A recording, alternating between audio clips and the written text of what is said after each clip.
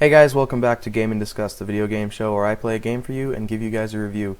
Today we're not actually playing a game, I'm going to review a game that I just finished playing, and that's Papers, Please. So, we're just going to get right into it. The rating system that I've created is based on 10 key components that I think every video game should have, and each of those are rated on a scale of 1 to 10, so a possible score of 100 out of 100 for a perfect game.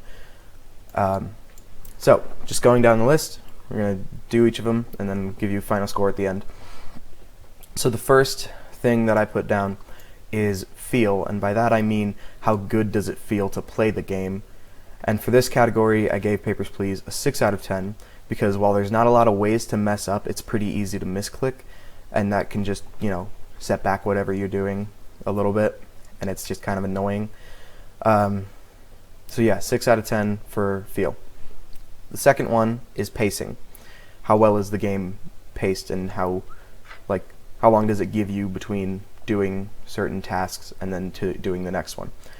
So for this one I gave it 8 out of 10 because it introduces a new mechanic and then it lets you play with it for about 10 to 15 minutes, which is a pretty good amount of time. But the reason I only gave it 8 is because sometimes the days in game can feel a bit long, so they can be a bit tedious and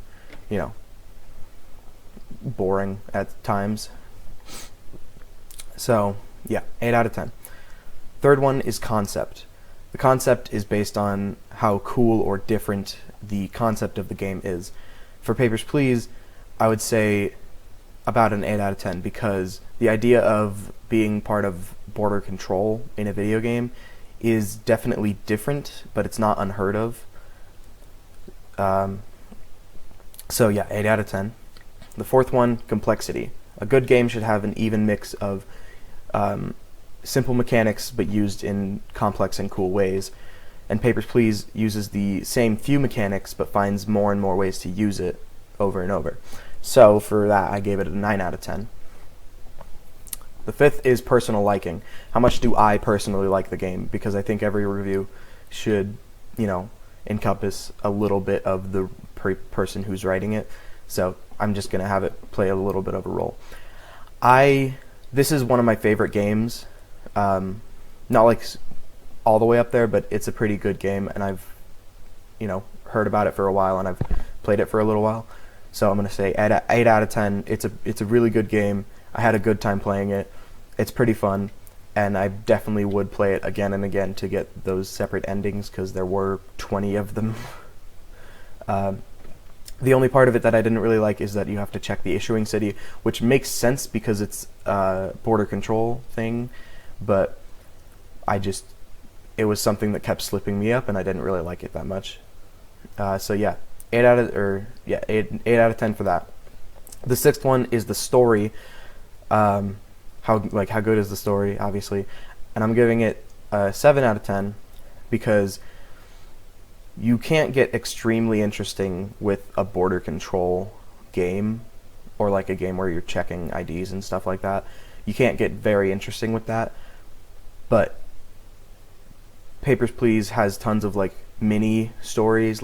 There's characters that say, please, my son's waiting for me, or the whole story with the Ezek Order and the guy who keeps coming back. So that's why I gave it a 7, because there's still many things that are integral to what's going on. So the seventh one is look. How cool does the game look, or how beautiful is the game? And it's not the most it's not the greatest game to look at, but its attention to detail with certain things is pretty good. And I'm sure if it looked more realistic, some of those choices that you have to make would be harder, because you would feel bad for some of the characters, because you'd actually be able to see their facial expressions, stuff like that. But I also think that it would kind of make it look a bit weird, because it's kind of styled for retro a little bit. So I gave it 7 out of 10 for that. The eighth one is soundtrack. How good is the soundtrack? That one's pretty easy to understand. And even though Papers, Please only has one song that is part of the song or part of the game, which is just the dun, dun, that one. Even though there's only one of them, it encompasses the whole feel of the game of like being part of like Russian type country, which is Arstatska, and being border control and dying and whatever. And for a border control game, you don't need that much background music or any at all. So for that one, I'm giving it a 9 out of 10 because it basically nailed it on the head with the right thing. The ninth category is impressiveness. So how impressive was it for whoever created the game to have created the game? And Papers, Please was a game made by a single person, but accounting for everything else that I've already talked about, it's pretty impressive to have created a game with 20 different endings and with the type of style that you have and completely like randomized stuff. It's pretty impressive, but I think it's still decently possible for one person to have done. So I gave it 8 out of 10 for that one. And the last category is worth, which is how much do I think based on the amount of content that you're given, how good is it worth for however much I bought it for. So Papers, Please on Steam is $5, and given the fact that there are 20 different endings that you can get, and based on how much time it took me to play, for each of those endings you're getting about an hour and a half of gameplay. That's pretty good. Like that's a good trade-off. So I gave that 9 out of 10 for the final category. And so yeah, that's all 10 of them, and if you don't want to count them up yourself, I did for you. So that brings Papers, Please to a final score of 79 out of 100. So that's just under an 8 out of 10 review, which I think is a pretty good for, Papers, Please, and I stand by that.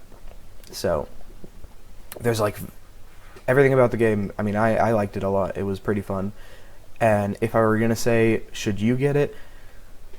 Yes, you should get it. It's fairly cheap, and you can play it for a lot of hours, because just if you're trying to get all the different endings and whatever.